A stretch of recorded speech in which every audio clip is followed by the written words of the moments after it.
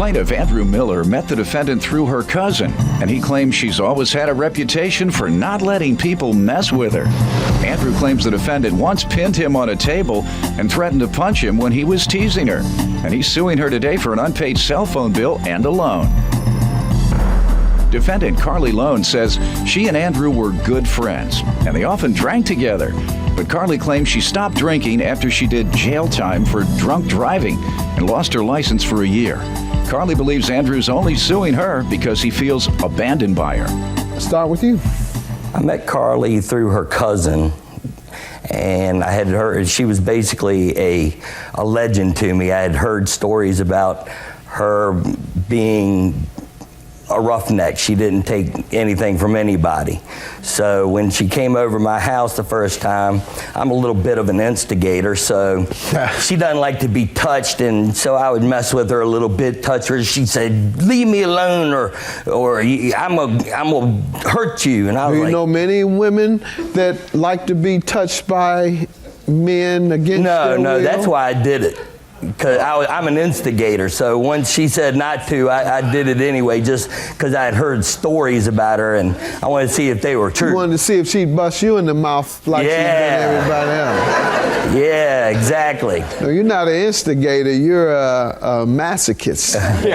It wasn't any type of thrill you were getting out of that, right? Oh, I was, yeah. Yeah, that's what you are. You one of those sexual deviants that engages in sadomasochism. That's what it is. They hit each other. That's what they do. You might not have been a part, you didn't know his motives. No. You wanted to be beaten. Kinda, yeah. Well, you it sick, worked. man. You sick. You sick, man.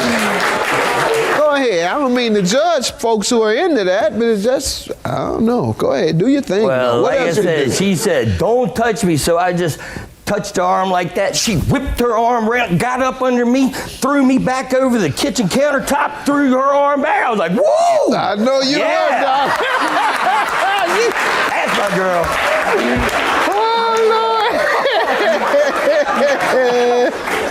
You hadn't felt that good in years, had you? Yeah. Oh, Lord have mercy. Go ahead. So the stories were true. All right, sir. That's how you all began your friendship. Yes. And did you all continue your friendship? Yes, we did, and that's where the cell phone came in. I had gotten a Let second. me get to her, then we'll get to the cell phone bill. Yes, ma'am. You smiling. That must have been your thing, too. No. Okay. No, I warned him that don't touch me. But anyway. Did you throw him in the headlock like that? Yeah. I sure did. Then I left. All right. And the next time I came back over there, he didn't do that again. You have a temper that causes you to fight a lot? No, I just, he's You have just a reputation? man I had just met, and you know, he kept But he said you had a touching my reputation. thigh and things, and I asked him nicely a couple times to stop. You did right. And then I warned him, and then You did right. it happened. And then I got up and walked out. But he said you have a reputation for jumping on folks. No, just, you know, I don't like have a to, it just if they put their hands on me first. That's all? But I always give a warning. All right, well, everybody. So, you know, and then I leave the situation because I don't want to, Good. you know, get in trouble. What else you want to tell me about your association with the plaintiff? All right, I met Andy about 7 years ago. I believe we're here today because he feels abandoned and hurt, and I guess that brought some anger or whatever. We were really, really good friends. Never dated? No. Okay, Just you were good friends like best, for 7 best years. Of friends. Uh-huh. Hung out all the time, every weekend, sometimes during the week. Andy has a lot of friends, so it's usually a big group of people. And every time we would go, you know, there was drinking involved, and I started drinking and drinking more and more and more. And then he had a Super Bowl party February 2008 that I attended, and when I left, I got pulled over and got a DUI. And kind of turned my world upside down. Did you stop drinking after that, or drinking Yes, and sir. driving? Mm-hmm. Yes, sir. Gave me a big reality check. I lost my license for a year. Lost my job. Had to. Wow. A little jail time. How did you lose your job? Well, because I told him all about it when it happened. Is there any reason you told your job about it?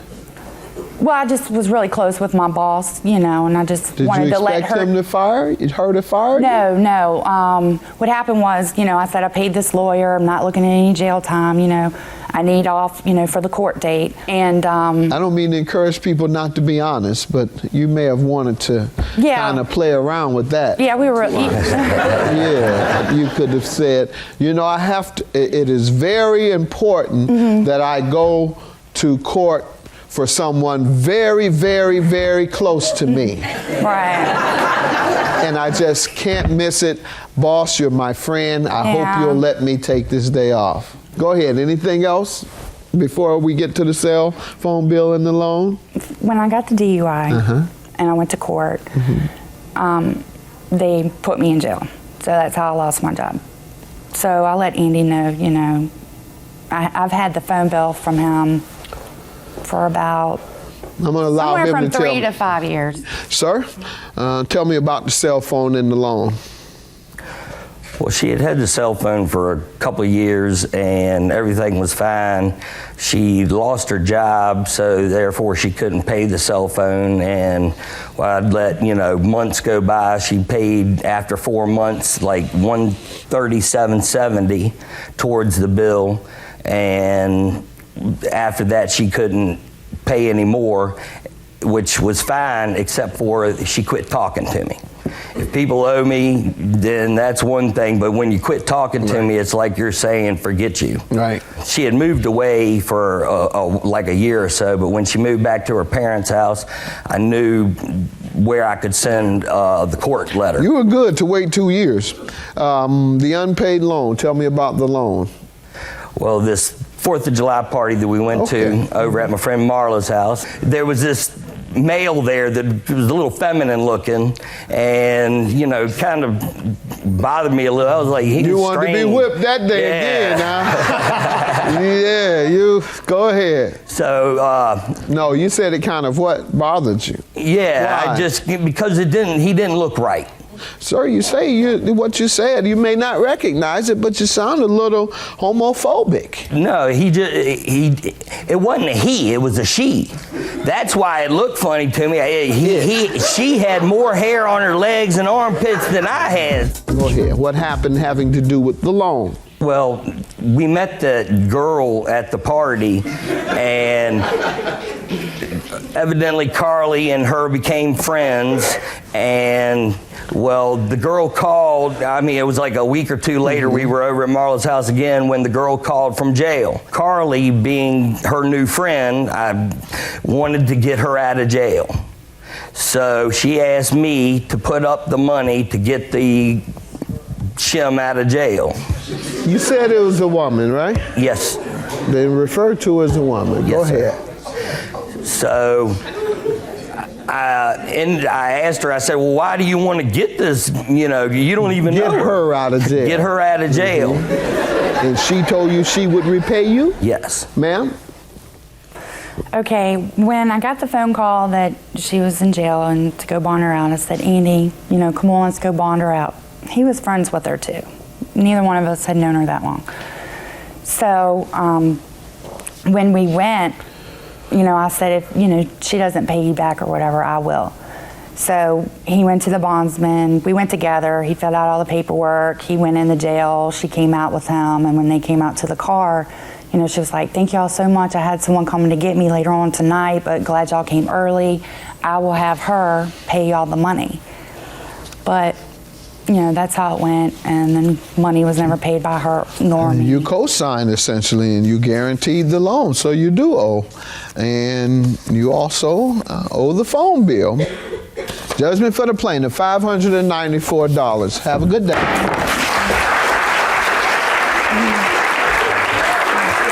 Oh, we're going to remain friends.